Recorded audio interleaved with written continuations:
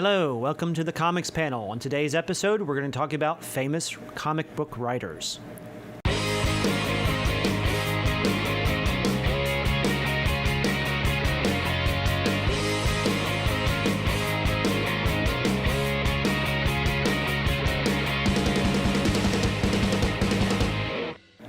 All right. I have a list here, guys, that I think would be interesting. So pick maybe some famous writers, even slash favorite if you like, and I'll tell you where they are on this list and how many stories they wrote and how many pages of literature, I guess it would be the term, that they wrote as well. So stories they wrote as well as the pages they contributed to those stories. So how about you? Who's your favorite slash famous one? It changes, but we can talk about John Byrne. Oh, let's see. Where's John Byrne? John Byrne. Don't get burned by John Byrne. Oh, he's 21 on this list of 100. He wrote 14,624 pages, contributing 699 stories. Wow. So why do you think John Byrne should be on this list? Not because of that, but what makes him so worthy? Well, he's really one of my favorite comic book, not only writer, artist, slash, he can do either or, he really can.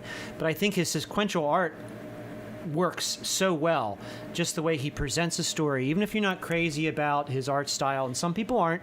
I don't know why you wouldn't be. I like his art. But you know what I mean? Even if you're not really super into that, just his sequential art is really good, and he's worked on so many things. I mean, not including and Wonder Woman and the FF and not just all those really great key characters, and being able to reinvent and revamp and just even his just general stories, even his stuff that's way out there, like doesn't really have a characters or anything, stuff that would pop up in like heavy metal or something, is like, it was just really neat. Really neat stuff. This list and a lot. Well, he's all over the board. But you just said it. He reinvented things. So there was an established history, and he takes it, and he doesn't just totally flip it over. No. He keeps the canon, but he just shifts the paradigm just a little bit. He's really good at that. And even though he's low on the list, I think because of the things he's contributed to the history of comics, he should be higher. Because there's a lot of people I think he's a little more underappreciated. I think he works a lot, really well as a team with somebody. And you know what I mean. I think that when he's hooked up with somebody, really very good collaborating with books. It's a lot easier for him. I think he shines a little bit more. Agreed. And see, that's what I'm getting at. I love a lot of these people on the list, but when you contribute things that change the history of the comic, the history without of the character, throwing away what's already there. That's interesting, and that's why when my guy comes up, I'll tell you about him. It's almost similar. So, how about you? I'm going to go with a different writer that I like, Marv Wolfman. Marv Wolfman. Let's see, where is the Wolfman? He's number 9. He wrote 1,001 stories and contributed 20,832 pages of work. So he is doing a lot too. So why should these people look to stuff that Marv Wolfman did? I mean, he had a great run on Spider-Man. One of them had the Black Cat on the cover. In fact, I met him at a convention one time. Very nice guy. He did great work on the Teen Titans with George Perez as the artist. Infinity, Crisis on Infinite Earth. I mean, he's wrote a number of stuff for Marvel and DC, and some of them are your classic stories. How about Teen Titans? Yeah. That they're still building on today. Yep. Yeah, I mean, Beast Boy, that was his creation, if I'm not mistaken, and that's heavily in use. I think Cyborg was there too on his. The new Teen Titans, I don't know about him Cyborg. and Perez. I don't know what all he created, but it had Cyborg, Beast Boy, Kid Flash, Wonder Girl. Yeah. Then they introduced Jericho through his writing and other characters like that. Terra, as well. Wasn't that during their run together? Oh, absolutely. Starfire. That was the great melding of that team. That was such a great thing. In fact, with Terra, that was a great little twist. And Jericho was always Deathstroke cool. was a part of that. Well, that's his son and everything. Yep. And in fact, Jericho's power was pretty neat at the time. When you have everybody. It was flying. absolutely different. So do you remember what Jericho's power was? And not speaking. Right. No, that was crazy. I can't recall. I just remember he can't speak. He could jump into another person. Yeah, he could. Kind of like Dead Man. He can jump into your body and possess you for a little bit. which is pretty cool. I mean, you know, it was interesting. You know, guy can't talk, but he'll get into you to talk. Yeah. You know. Who's one of your favorite writers? Oh well, everybody Or knows. you like off that list? Yeah. Yes, off this list. Well, he better be there because I'd be very upset if he wasn't. I saw And Brubaker was on there. So that's Jeff Let me Johns. go there. I was going to Just say, Jeff let me think about Johns. it. I knew who it was going to be. Just like John Byrne, he changes the paradigm. He gets in, he rebirthed Flash, he did it to Lantern. Green Lantern. And he turned, and this is when Green Lantern was scattered. Kilowog was dead because when Green Lantern got all those rings, or Hal Jordan got all the rings and went nuts, he killed the Battery, which released the Yellow Force.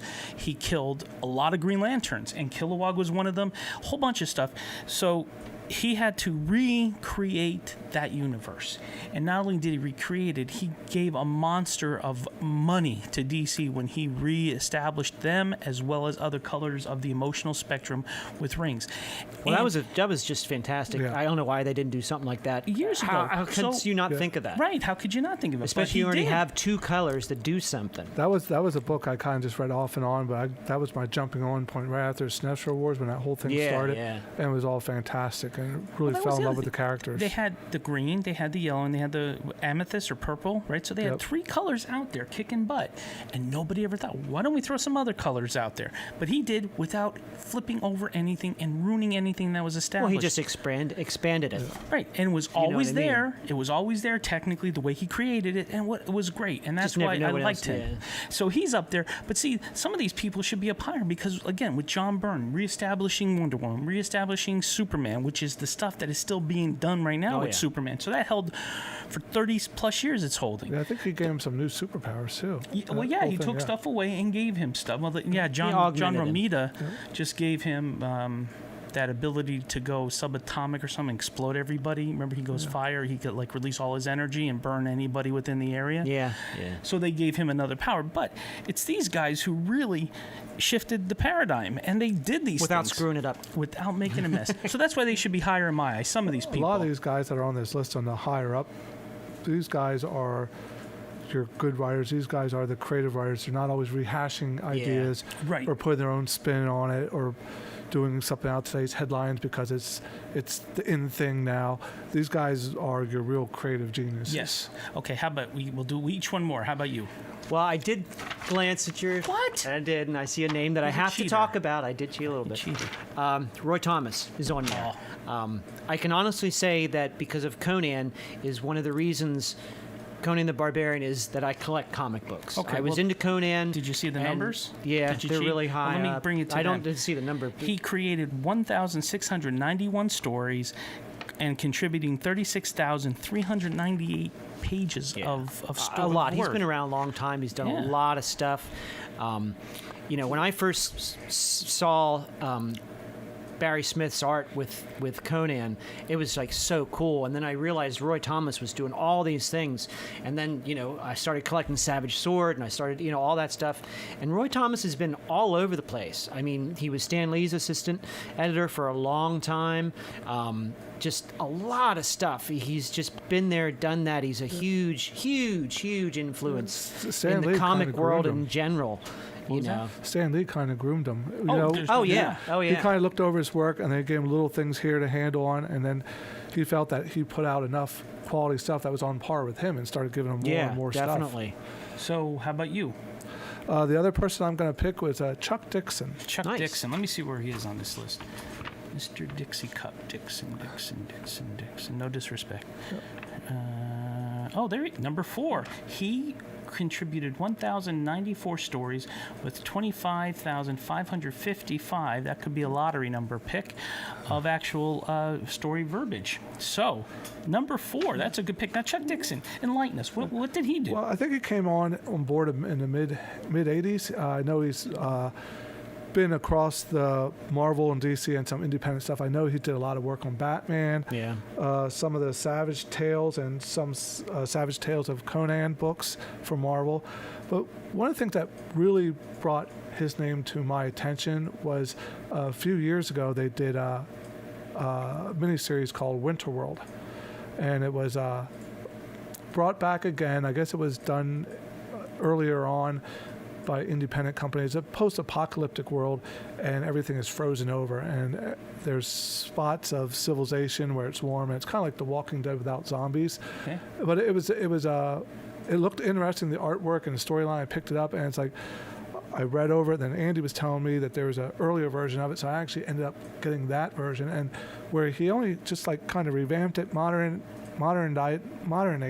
Yeah, thank you. Not a problem. That's what we're here for. Brought it up to present day, and just went on. And it's one of those things that kind of left you hanging. It's like he could go a lot more. They introduced a whole interesting slew of characters, and the way it ended, it's like I was waiting for more books to come out, but he didn't put any more books out. But that's made me look back for other things that he did, and I think when he was on Batman, he made Batman more of an adventure type of thing. I so definitely like he to put put there. a little things on there. So yeah, he's been around, and I didn't realize some of the stuff that I loved read his run by on his Batman. stuff. So I really did. Oh, good stuff. There's no doubt. Well, I'm going to give a guy who has some people, you have to have an acquired taste because he's very dark in his writings and very evil almost. Like, that's Garth Ennis. He is number 30 on this list, which is pretty good. 476 stories with 11,622 pages of wording. So, Garth Ennis, famous for The Preacher that we see on AMC right now. Season 2 is coming up, so it's doing pretty popular. He created The Boys, but stuff that he did for Marvel, which I love, is when he was on Wolverine and the Punisher. He did stuff with them, which was amazing. But His Punisher run. graphic, very graphic in his wording, and the things that he makes the characters do to each other is very, it's like a horror movie on the comic screen. That's what it exactly is. And he's very young in this field, just like Jeff Johns. And they contributed a lot, that they're above everybody else, the seasoned people. So I think for him bringing horror back to the comic is one reason that I like him, because you read this stuff and you go, oh, I can't believe I'm reading it, but I didn't stop. I continue to read it. So that's why I picked him. But there's 100 people on this list, and we can dissect every single one of them. I think we should do that every now and again. Keep this list. Yeah, we're going to use this again. Because there's lots of names on here that, just like I said, number 2. Gardner Fox. Yeah. If we don't bring Stan Lee, people are going to yell at us. Yeah, and there's a lot of names on here that we could devote a lot of time and like you to. said, like John Byrne, how all the stuff whole he show did. on just This Byrne. is just his writing. This Right. isn't contributing to his We didn't artwork. talk the art. Yeah. And imagine when you're doing the art and the writing for a book, that slows you down in, just like Jeff Johns. He did a whole bunch of Green Lanterns at the same time. Then he was writing the Red Lantern, and this time he was doing this one and this. So he was going nuts. If he was drawing, he would never be able to contribute. Yeah. So that's what John Byrne is special on this, because he did both in some cases. And I love the way he draws Batman. I know I'm a Batman fan, but I always loved his Batman. I always loved it. And you can pick it out in a heartbeat. Oh, yeah, you can always pick out his stuff. His pretty stuff much, is easy. Okay, so we think we got this one done for now? I think so for now, but there's more that we're going to get to. That's We'll for get sure. to them. Well, if you get tired of the same old story, please turn some comic book pages and leave any comments, please, in the box below. And like us on Facebook. And subscribe to our YouTube channel. Thanks. Thank you.